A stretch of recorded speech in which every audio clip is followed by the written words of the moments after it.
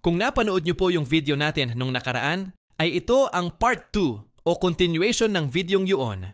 Ilalagay ko na rin po sa comment section ang link ng part 1 para po doon sa mga hindi nakapanood ay magkaroon po sila ng pagkakataong panoorin upang makasabay po sila dito sa video natin ngayon. Kung matatandaan po ninyo na sa part 1 ay after po nating mapalitan ng charging IC ang motherboard, ay hindi pa rin po umaandar ang unit.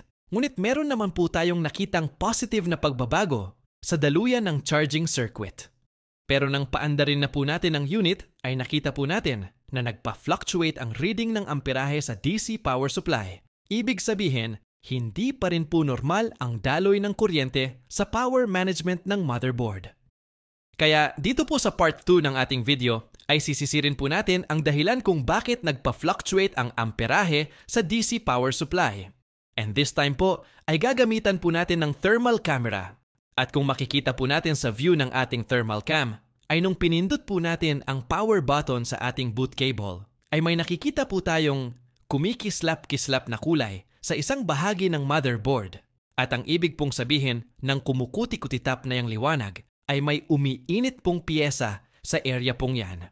Kaya, ang next pong ginawa ko ay tinuklap ko po muna ang cover plate sa may part ng CPU.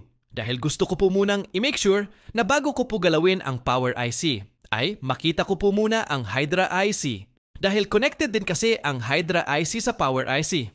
Kaya posible din na ang reason kaya umiinit ang power IC ay dahil may problema din si Hydra IC.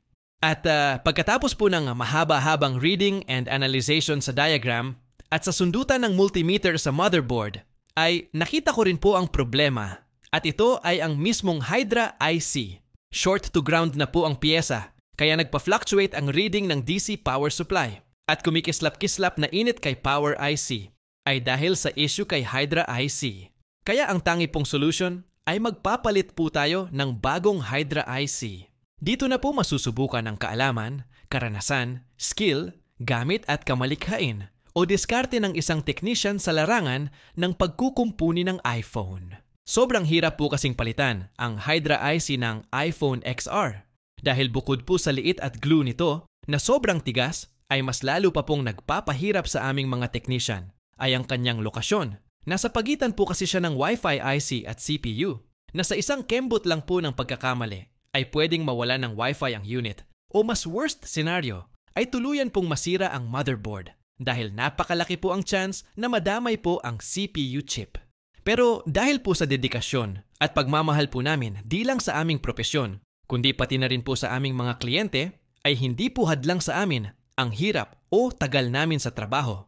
Dahil ang mahalaga po sa amin ay magawa po namin ng maayos ang inyong ipinapagawa sa amin.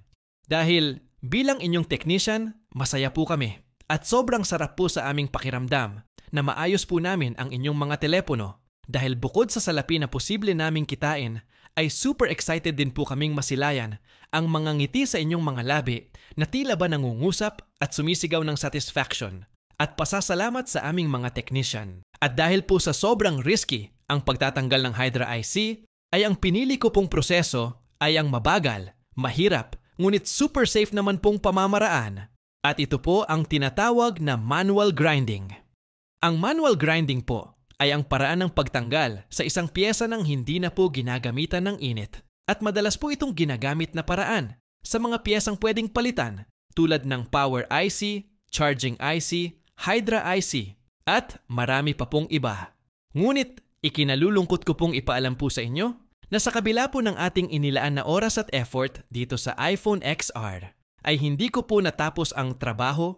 Halos buong araw ko po itong ginawa. Pero tulad po ng aking sinabi kanina, ay sobrang tagal at maproseso po ang trabaho, pinuntahan na po ako ng nagpasa sa akin dahil dumating na raw po ang may-ari, kaya no choice po tayo kundi ibigay at ibalik po sa may-ari ang kanyang cellphone, gawa man or hindi. Pero ganun pa man po, kahit hindi ko man po natapos ang trabaho, ay masaya pa rin po ako dahil alam ko pong ibinigay ko naman po ang aking pinaka-best. Hindi man po ako kumita, ay aminado naman po ako na kahit papaano po ay may natutunan po tayo sa karanasang ito. Ang swerte ng susunod na gagawa sa unit na ito dahil medyo mas madali na lang po ang trabaho. But speaking po ng madali, ay hindi po literal na madali dahil may mga diagnosis pa naman po na gagawin. Pero kumpara po sa ating ginawa ngayon, ay kahit papaano, ay mas magaan na po ang susunod na mga proseso. Siguro po'y may mga iilan po dito na magtataka at mapatatanong ng konti na lang, bakit mo pa binalik? Dito po sa Quiapo, Manila, ay karamihan po sa mga customer dito ay nagmamadali. Hindi ko alam kung ako lang ba ang nakakapansin, pero sigurado po akong ramdam din iyon ng ibang technician dito. Pangalawa, ako po yung tipo ng tao na kung ano po yung napag-usapan, ay hanggat maaari ay yun ang paninindigan ko. Maliit man po ito o malaking usapan. Yan po ang isang talent at achievement ko siguro na pwede kong ipagmalaki sa aking mga anak. May pahabol lang po akong tanong sa aking mga kapwa technician. Madalas din po bang nagmamadali ang inyong mga kliyente